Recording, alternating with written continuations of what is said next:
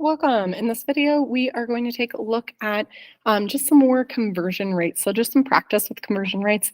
We've done this before, so this would be a great video to try it on your own and then use the video to check to see if you're doing things correctly. So if we have 18 tons per month,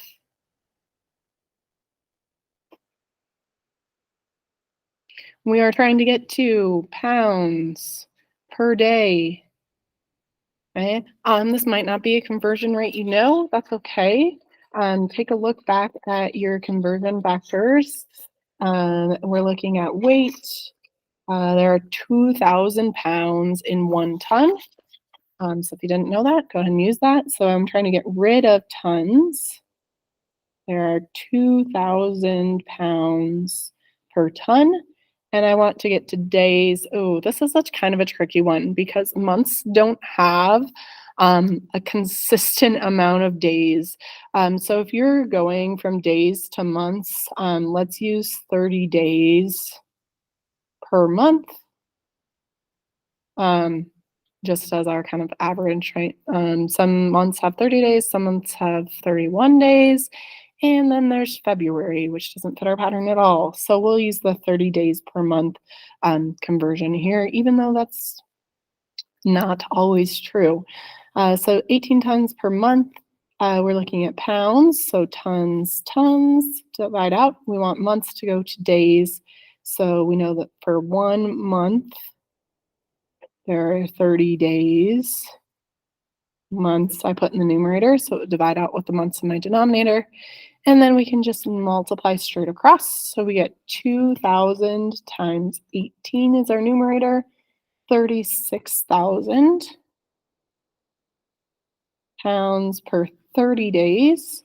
So if we divide that by 30, we're going to get 1,200 pounds per day.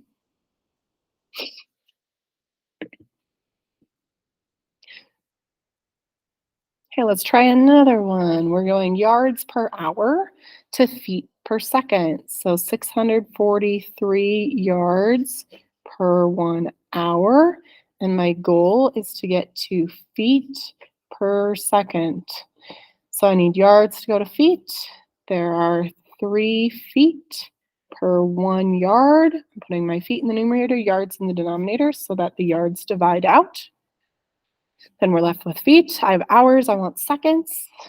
There are 1 hour per 60 minutes and 1 minute per 60 seconds. So hours, minutes, we're left with seconds. Feet per second is what we're looking for. Now let's multiply. 634 times 3 is my numerator. And my denominator is 60 times 60, which is 3,600. So if I take my 1902 divided by 3,600, we get about 0.53 feet per second. It's a little over a half a foot per second. If you're getting something that's not a nice whole number, feel free to just round this to 2 decimal places to the nearest hundredth. So look at that 2, look next door to the 8. The 8 tells us I'm more than halfway up to 3, so go ahead and bump that up to a 3. The other thing you can do on your calculator is you can turn that into a fraction.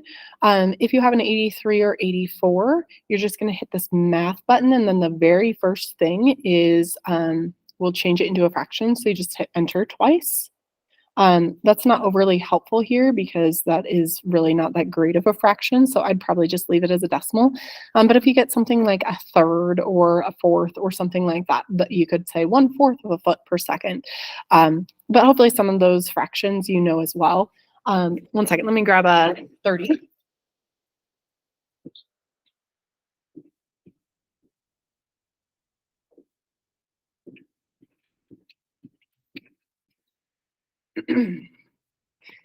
If you're using 30, it's a very similar process. You're still going to do your division 0, 2 divided by 3,600.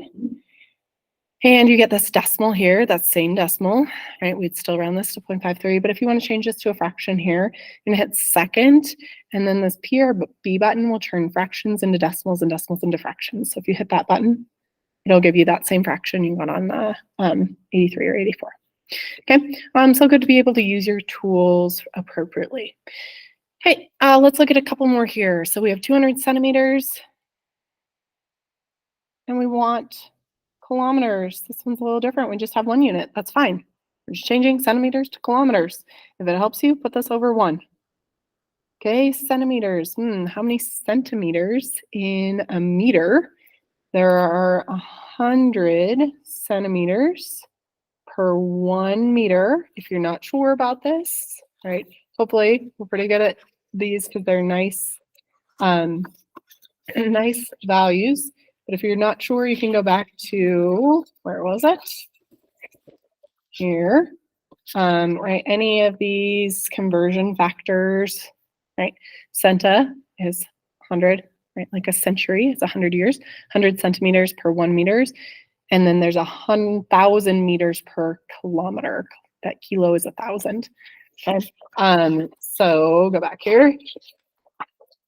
Right, that gets us to meters, and then we need to go to kilometers. So there are 1,000 meters per 1 kilometer.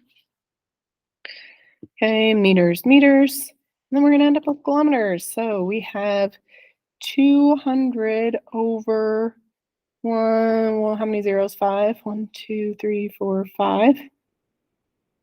So we could go this way, and then 200 divided by 100,000 is 0.002 kilometers. And think about if that makes sense, right? Centimeters. A centimeter is like this big, right?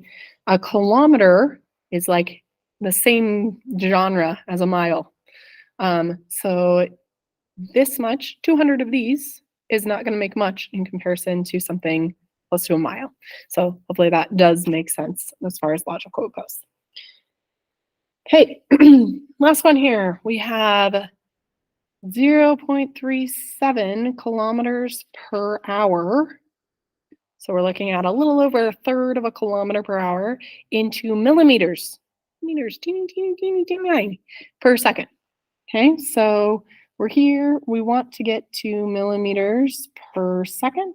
Is our goal. So I need to turn my kilometers into millimeters, my hours into seconds. Which one you start with is completely up to you.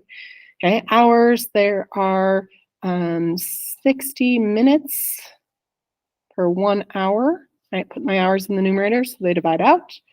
And 60 seconds per minute to get to my seconds. And then we need to get kilometers to millimeters. So we're going to use those conversions we used above. There are 1,000 meters, I'm going to run out of space here, per kilometer. So kilometers. There are 100 centimeter per meters. And there are 10 millimeters per centimeter. Okay, centimeter. Oh, we squeezed it in there. Okay, so numerator, we have 0.37 times 1 times 1 times 1,000 times 100 times 10. 3,740 zeros. So 370,000 millimeters.